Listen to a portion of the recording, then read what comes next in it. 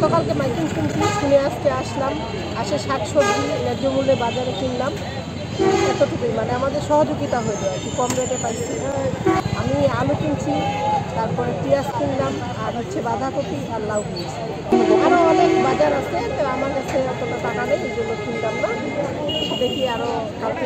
আমি মাইকেনে শুনলাম যে পঞ্চগড়ের অডিটোরিয়ামে নিত্য মাল বিক্রি করা হবে। তো ওই হিসাবে আমি এখানে আসছি, আসে দেখতেছি অনেক দাম কম, বাজার মার্কেটের চেয়ে অনেক দাম কম। ওই হিসাবে এখানে লাইনে দাঁড়াইছি, দেখি এখান থেকে নিত্য মাল কিনে নিয়ে যাবো। আমরা এখানে আলু পেঁয়াজ কিনলাম, শাকসবজি লাউ করলা এখানে আছে। তারপরও আরও যদি অন্যান্য মাছ ডিম তেল চিনি আদা রসুন হয় তাহলে গ্রাহকদের জন্য ভালো হয়।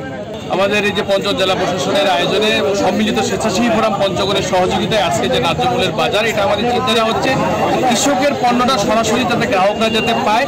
মাঝখানে হাত বদলে বাজারের মধ্যে যেমন একটা সিন্ডিকেট তৈরি হয়ে আকাশচুম্বী একটা দাম, যেটার জন্য সাধারণ খেটে খাওয়া মানুষের যে কেনার হাতের নাগালের বাইরে সেটা চলে যায়। আমরা চাই সেখান থেকে সাধারণ মানুষ মুক্তি পাক, সিন্ডিকেটের চেইনটা ভেঙে যাক, কৃষকও লাভবান হোক, খেটে খাওয়া দিনে আনা দিন খাওয়া মানুষ তারাও যাতে উপকৃত যাতে হয়।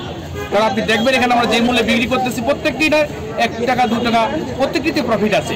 মাঠের অলরাউন্ডার আমি, আর ঘরের allrounder Tylox. Tylox toilet cleaner, clean মানেই টাইলক্স।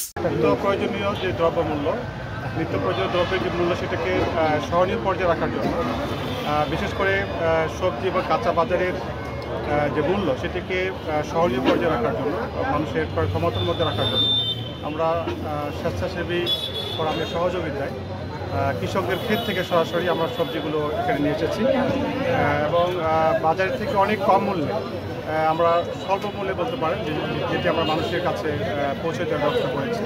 আমার মনে হয় যে এখানে যে মধ্যস্বত্বভোগী যারা ছিল, যারা কৃষকদের কাছ থেকে কম দামে কিনে অনেক বেশি দামে মুনাফা লাভের আশায় তারা বাজারে এই সবজিগুলো বিক্রি করছিলেন, সেই জায়গাটাতে একটা আঘাত করার জন্য এবং মানুষের ক্রয় ক্ষমতার মধ্যে রাখার জন্য আমরা এই ব্যবস্থাটি গ্রহণ করেছি।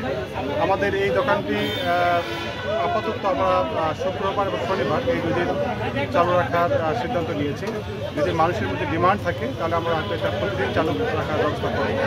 একই সাথে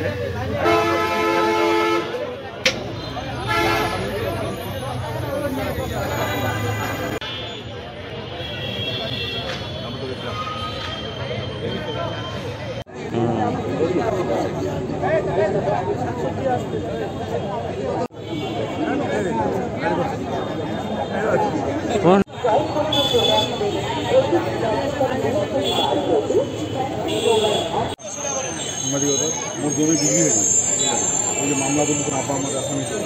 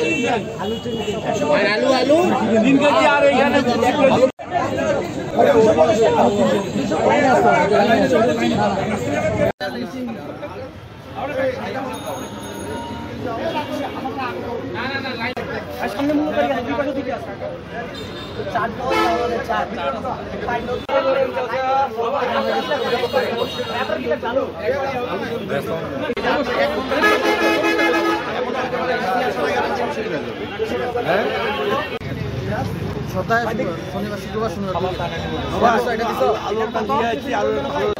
এখানে 170 টাকা নাও, 170 টাকা নাও, 170।